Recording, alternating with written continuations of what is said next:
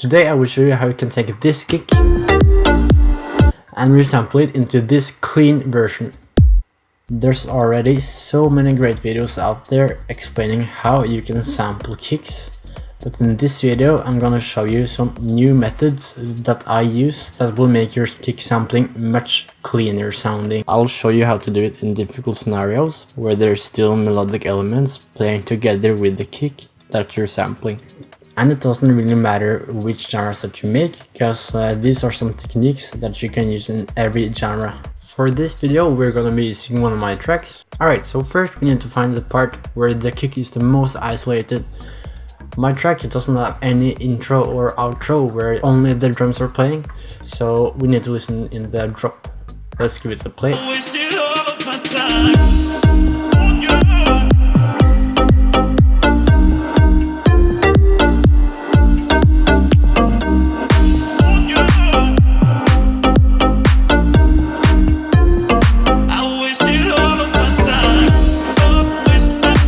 It's probably not gonna be in this part, since I added more instruments there. But I heard somewhere here, I think, there. I think that was the best place where only the kick were playing. About only the kick. Okay, let's first detect the tempo of the track and set that as the project tempo. 122, okay. Put the start of the kick here. Let's make it go to a mixer track. Let's open Shaperbox and let's use the volume thing. Now what we do is we make 3 bands and set it to 1/4. And now we can solo the subs. So we hear the subs, the thump, and the click. What we now do is we make the sub slope and we make the thump slope and the click slope. So let's do that. There we go, it ends there. That should be good. Let's do it for the highs.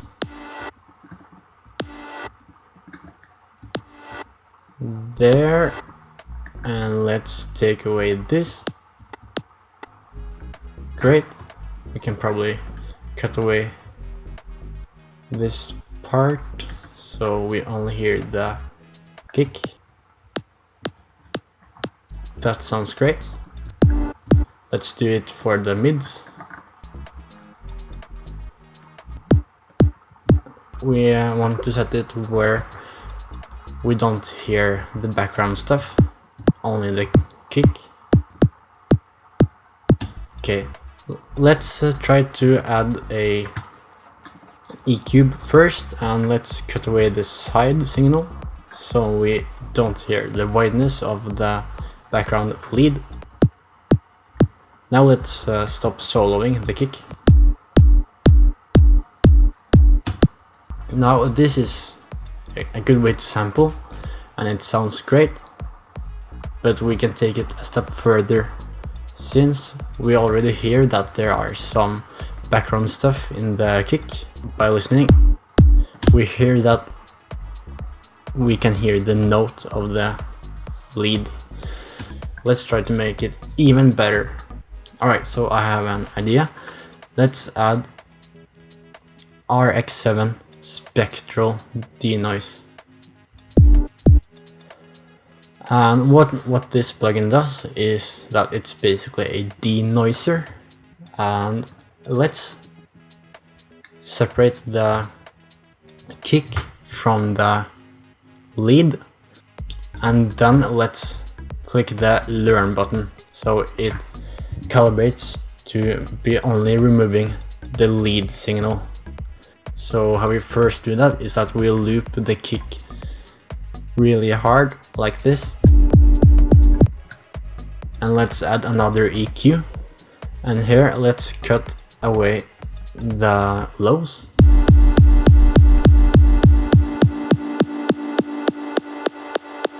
So we don't hear any subs, but just the click of the kick. About there, we have to set it where we're not removing any of the lead signal. So let's see if we do.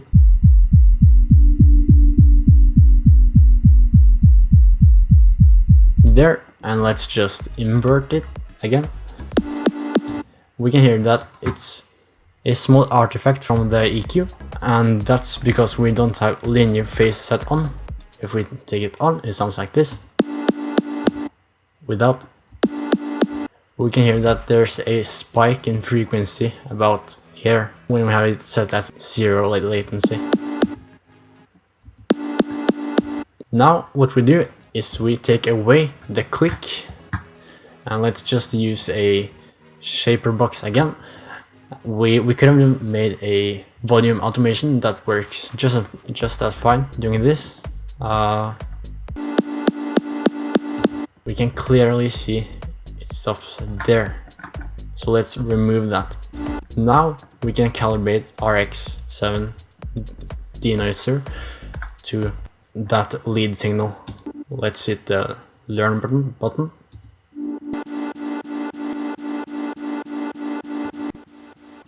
There we go. Now we can take away the things we used to isolate the lead signal from the kick.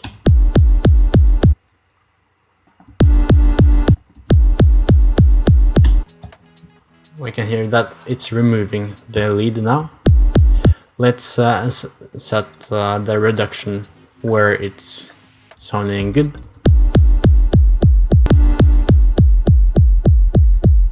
This is a problem.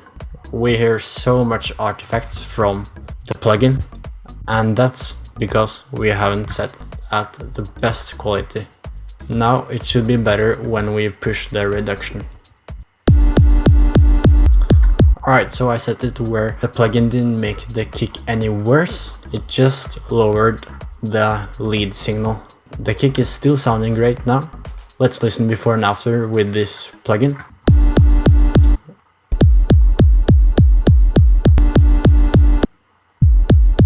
It's doing a really great job. Now we can come back again with the Shaperbox. Let's just make a brand new one, since now it should be much easier to make it. We set the lows where it should be. Whoa. Okay, that's weird. Let's just resample everything before we run it into the Shaperbox again. Okay, there we go. Hit that button, and let's remove the parts before the click. And now let's just fade in so it's not clicking when the audio plays. That's it. Let's take it in again, and now let's make it go to another mixer track, and then let's put the Shaperbox on. I have a preset that it's not that one. That's a weird side chain. Here. This is my kick stealer preset. Really useful sometimes. Just makes the process faster because it's already set in closely where it needs to be. Okay, we can't hear the lead at this point, so let's make. And now for the highs. About there is good. We can't hear any of the background stuff now. Let's do it for the thump.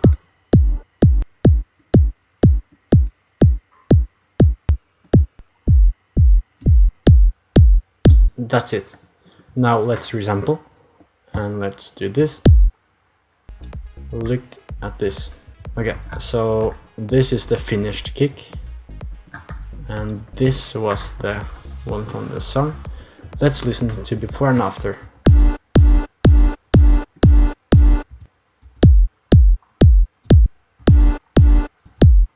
There was some white noise playing in the original, but still we managed to take that away.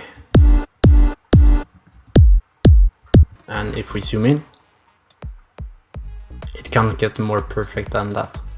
Let's just compare it to before we did the denoising and after with the denoising. So it's this versus this, and this one is with denoise.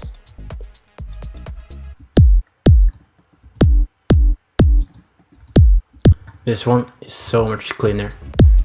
Thank you so much for watching. If you liked the video, consider subscribing. I have many upcoming videos showing unseen tricks like this.